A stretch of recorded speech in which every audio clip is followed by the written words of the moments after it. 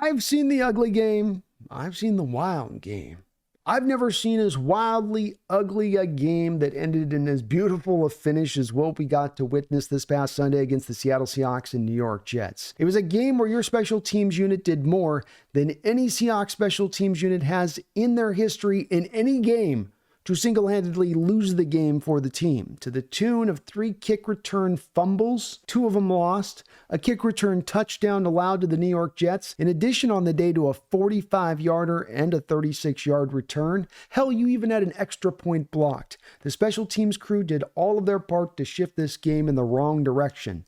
Your offense, sputtering, struggling to find their footing on the day, is deep down in enemy territory late in this game, trying to scratch their way back into the game at the 4-yard line, threatening to score, needing points. And thanks to some penalties on the Jets, they've got 7 tries, 7 cracks to get that thing punched in. And yet, they don't come away with one single point in that moment. Everything on the surface of this thing would say that this should be a loss, and yet you come away with a beautiful win. And why?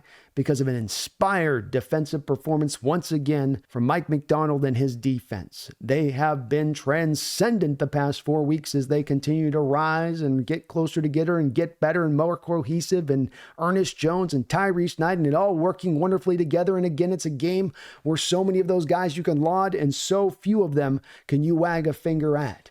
But this game was one that was absolutely insane when you look at the start of this to how it finished up. You have your Hawks offensively, as I said before, getting much of nothing done. Then you have the Jets on their second possession scoring a touchdown, kicking the ball back off to your Seahawks, fumble, Jets get it back, Jets punch it in, we're down 14-0. Gino and the boys able to scratch out a touchdown, and yet then when you kick back off to the Jets, they get that kick return touchdown, and now, it's 21-6, and it's looking mighty, mighty dark. And yet, we had not hit the bottom point yet for the day. Just continue to get worse from there, because then you have the kickoff to Laviska Shenault, the fumble on his part then, deep back in the territory, given back to the Jets, and you're looking at the game going, my goodness, even if they come away with a field goal here in this situation, as they are already so close, you've got a 24/7 game, and it looks like it's out of reach, especially on the road. And yet, the Seattle Seahawks found that resilient spirit that has been maybe more than any kind of identity that you can look to on this team or can point to. It is that resiliency that they have shown time and again, especially in their way to bounce back from 5 of 6 very embarrassing losses these past 4 weeks to start to get it together, especially defensively. And much in this game, that Seahawks defense, which could have kind of rolled over and showed their belly in that moment, instead stood tall. And how did it happen?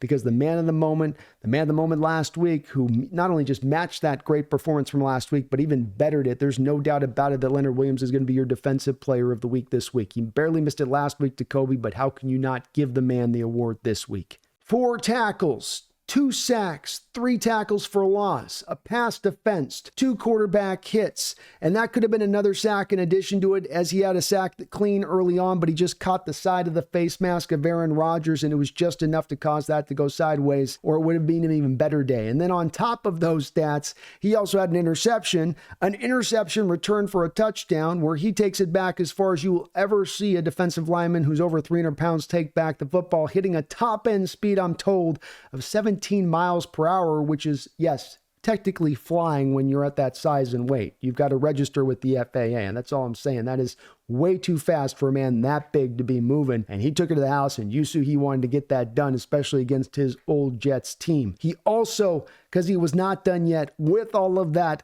blocked an extra point kick in this game in addition to that. The man was all over the place in this game. That is back-to-back weeks of absolute dominant game-wrecking effort. He has been good from your Seahawks since you made that second-round trade from him last year at the trade deadline, but I mean, he was absolutely special these past 2 weeks, and maybe even a better performance this week in what was a career-defining game last week. Awesome to see him coming along, a guy who you have to feel like, who has so often throughout his career played on losing teams, played on teams at this time of year that are going much of nowhere. And yet in him, you're seeing a little bit of that special spirit on top of being what we know to be a leader in that locker room of saying, hey, I want to go get this thing. I want to be great. I want this team to be more than where I've been in the past and those teams I've resided on, who that's not much hope if you're on the Jets. That's not much hope if you're on the Giants. Certainly wasn't Leonard Williams as the losing factor there in those organizations, or as the cause and reason why they weren't winning more games over these past maybe 10 years period since he's been in the league. But dominant effort on his part. He's able to make that pick 6 happen where you go from 24-7 to now you're able to get another touchdown on the board and inch back into this game. And from there, the defense just locked it in and gave the Jets nothing else. 8 straight possessions where you didn't allow the Jets to score at all in any way. And you put the clamps on them in every way. It starts with stopping the run, as it has all of it this past 4 weeks in this bump up that we've seen in the defense, where they first shut down that running game. They force the offense to become one-dimensional. That offense gets in, feels like it gets boxed up very quickly, and it is game over. This was a little bit of a different defensive attack from the past couple of weeks, where it was less of the stacked boxes, wasn't much of the simulated pressures. It was more of just trusting the front four and letting them try to go. Probably smart, given that you don't want to probably blitz Aaron Rodgers. And then a lot of the reason that teams were blitzing him earlier on in the season had to do with that leg injury that he was suffering from. And it seems like coming off the bye week, he was moving better, as you were seeing some of that more, I'm not going to say vintage escapability from Aaron Rodgers, but better than what we've seen from it early on this year, as he was able to get away from some of the pass rushers at times. So you dropped a lot of guys into coverage. You just tried to close down on those zones,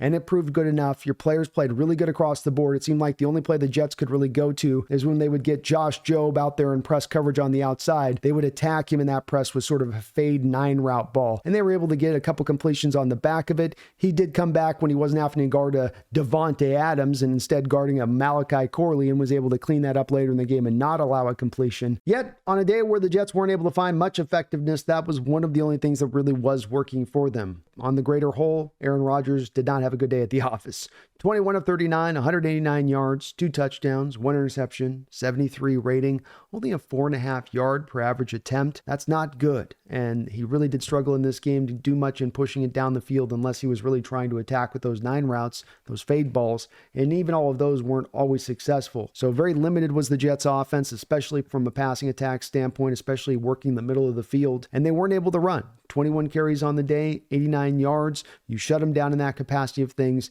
That helped to carry you to victory. On top of Leonard Williams, definitely got to give a tip of the cap out there to Julian Love, who had another outstanding game, perhaps maybe his best game of the year. All over the place in coverage. Really good as a run defender. Came up late in this game where the Jets were driving down and threatening at that point to try to close this thing out deep into the third quarter. He comes up, makes a great play in run defense, knocks the ball out on a fumble, causes the turnover in a big moment where you desperately, absolutely needed that play, and you were able to give the offense another possession, steal another possession for the offense, and put them in a position to get this thing back and go get that victory. Love has been great throughout the season, all over the place, but you also saw another moment of leadership from him late in the game when on a 3rd and 26, Rodgers completes the ball to the running back in the flat. Looks like it's a busted coverage. He's wide open. He's running for days. It looks like it's going to be the impossible, that he's going to get the first down on a 3rd and 26, and you eventually get a Seahawks defender rallying up to knock him out of bounds just short by a couple of yards, but you instantly see Julian Love turn around and look at Tariq Woolen and bark at him and chew him out. And I think this is the same kind of leadership that we saw from a Jaron Reed to a Derek Hall earlier in the year. To some people's eyes, I think to the casual eye, it looks like infighting or something like that. But to my eye, it looks like leadership and guidance. Hey, that effort is not good enough. And I think if we go back and watch the All-22, we might come to see the Julian Love from his center field approach was seeing Tariq Woolen perhaps not take the greatest of efforts of approach to getting to that ball carrier, to getting him out of bounds much sooner instead of maybe relying on somebody else. I don't know for sure, but it is good to see, in my opinion, a player like Julian Love playing as well as he is, also being a leader like he is. On offense, the Seahawks were like an early autumn day in Seattle. Cloudy, overcast, dark, but with a few breaks of sunshine mixed on in there. And they did just enough to get you the win. Geno Smith certainly outperformed Aaron Rodgers in this game. 20 of 31, over 200 yards passing, a touchdown, no interceptions or turnovers on the day, and a 94 quarterback rating. I'm not going to say it's the most stellar day of the season or even up in the mix for those games, but he did enough today, and he played a clean ball game, which looms large over this game when your special teams unit is carrying 2 turnovers on the day. He made some high-level throws. He was patient in the pocket. There are now some more growing moments in the past couple of weeks where you're actually getting a lot of time in the pocket for him.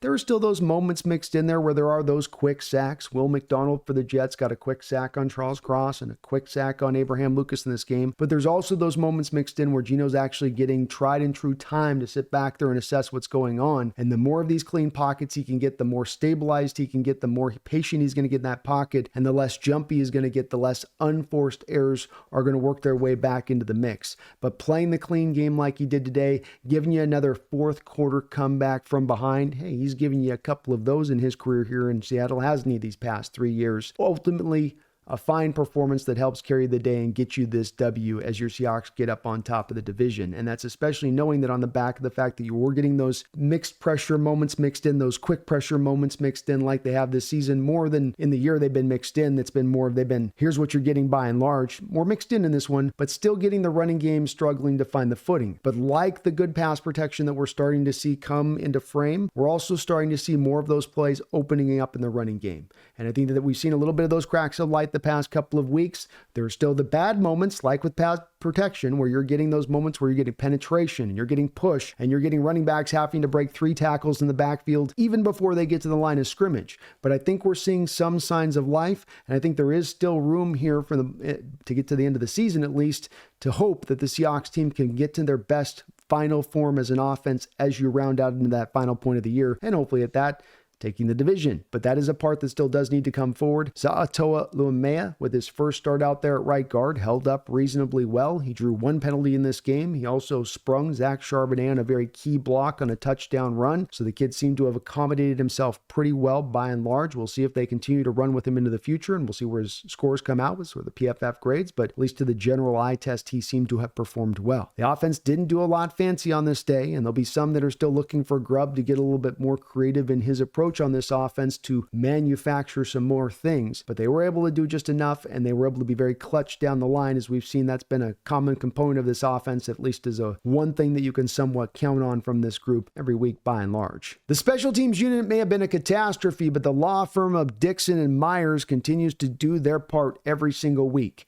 Jason Myers had 2 pretty long kicks in this game, including another 50-yarder, and you needed him to make both of those 2 kicks in this game because you got this out to 26-21, and if he misses just one of those kicks, it puts the Jets within a field goal territory of tying the game, pushing it into overtime, and that changes that whole last drive from the New York Jets, where they're pressing at the end to try to get it into the end zone instead of being able to take the kicks at the end, which I think they would have been able to do if it was within 3 points. So him making those kicks and 50-yarders or that in that stadium, on one of them, he just barely got it over the uprights. A lot of people were wondering why in this game Myers wasn't just kicking in the back of the end zone, especially after the kick return by the New York Jets. But I think part of that had to do with the conditions in that stadium, where sometimes the wind can swirl in there and you're not always going to get the greatest distance on the kick. So punching through that 53-yarder as he did early in this game, getting the last one at the end of the game, extending the lead out as they did, boy, that is such a big part to going and getting this win and how you were able to play defensively down the stretch. And Dixon gets his punts out there, punts 3 times in this game, gets 1 inside the 20-yard line, but maybe the biggest props to him has to come in his ability to hold the ball at the end on those kicks. As he was starting to have back spasms down the stretch, he's your holder in addition to being your punter. I think on one of the holds that he had to reach back for,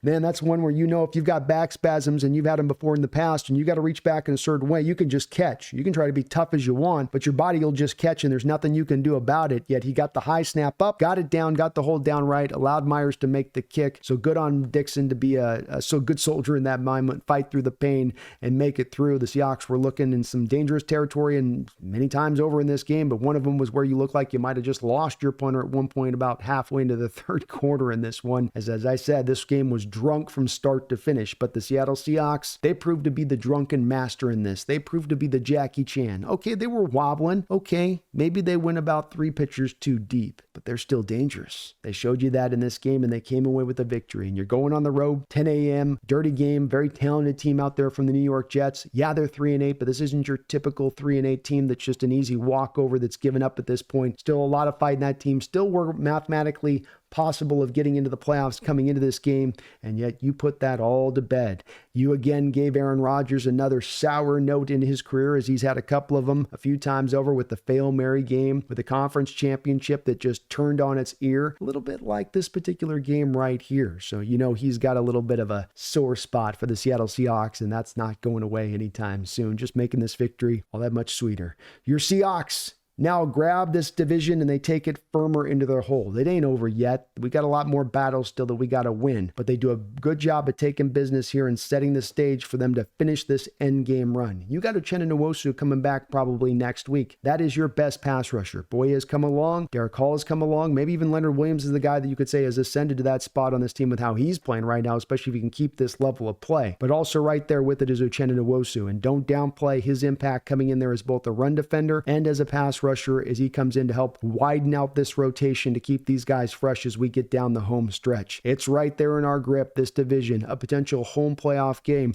Hey, as we sit right now, the 3rd seed in the NFC. So I know many of you might have already started to have starry eyes to next year and look into, well, what about we got to do this year? What's needing to be addressed? But hey, we're in the here and now right now. And as dirty and as ugly as this victory might have been, it's still a win. You're atop this division. You control your fate fully for the future of this season and get in the playoffs. And I'll tell you what, anything is impossible, especially if you're playing your best ball on both sides of the ball at that time of the year. And especially if you might just happen to be at your healthiest at that time of the year as the Seahawks are currently trending. My name is Brandon Kane. This is the Hawks Nest. Please hit the like button. Please subscribe. But beyond all that, don't you ever forget, go Hawks.